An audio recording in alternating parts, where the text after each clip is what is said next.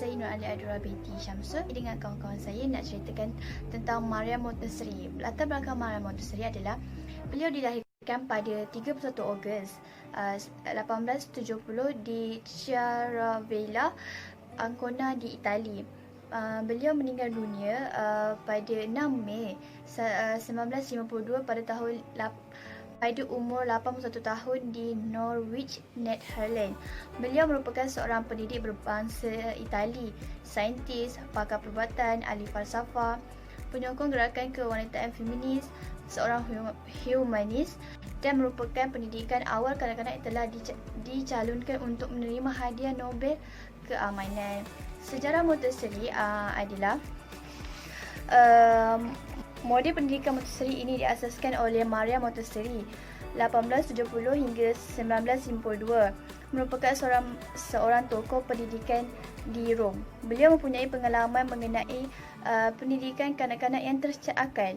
Maria Montessori mengasaskan sekolah Casa dei Bambini atau dikenali rumah kanak-kanak atau dikenali rumah kanak-kanak yang pertama di Rom. Okey, so kita teruskan dengan perkembangan sosial dari Maria Montessori. Kebaikan perkembangan sosial untuk kanak-kanak adalah kanak-kanak dapat belajar macam mana untuk menyelesaikan sesuatu masalah. Contohnya, kanak-kanak dapat berkomunikasi antara satu sama lain untuk menyelesaikan sesuatu masalah yang mereka hadapi. Selain itu, kanak-kanak juga dapat belajar macam mana untuk bekerjasama dan bertolak ansur.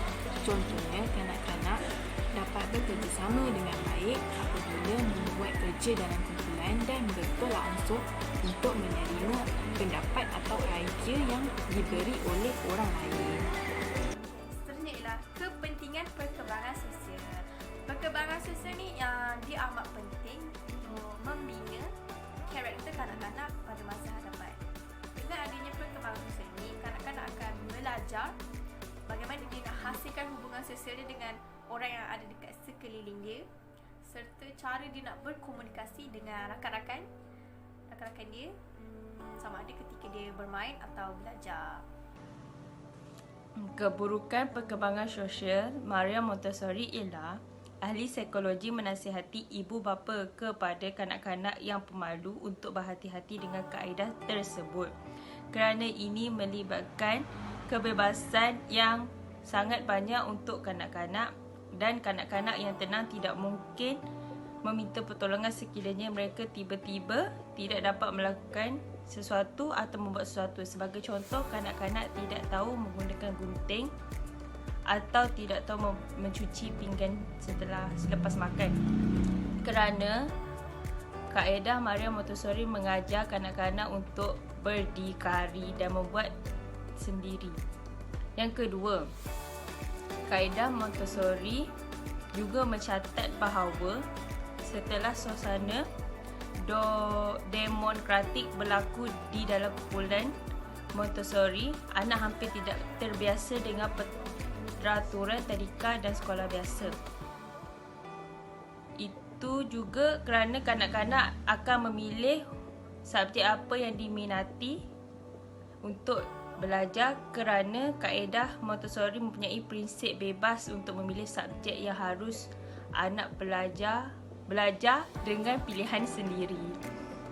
Perkembangan sosial kanak-kanak juga dikaji melalui aspek bermain, jenis permainan dan persahabatan. Dengan bermain, kanak-kanak akan belajar cara untuk berinteraksi dengan rakan mereka.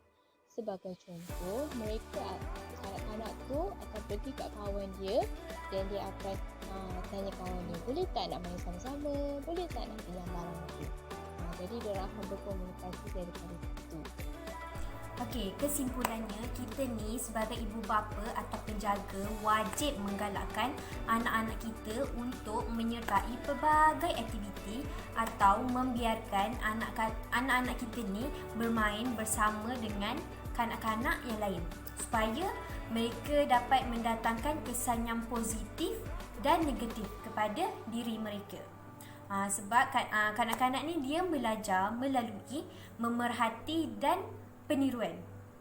Apa yang mereka lihat tu mereka akan tiru dan mereka akan lakukan. Selain itu, perkembangan sosial ini juga penting untuk masa hadapan mereka, agar mereka dapat membiasakan diri dengan persekitaran, supaya nanti masa mereka sudah besar, mereka tidak kekok dengan pelbagai orang di sekeliling. Sekian, terima kasih.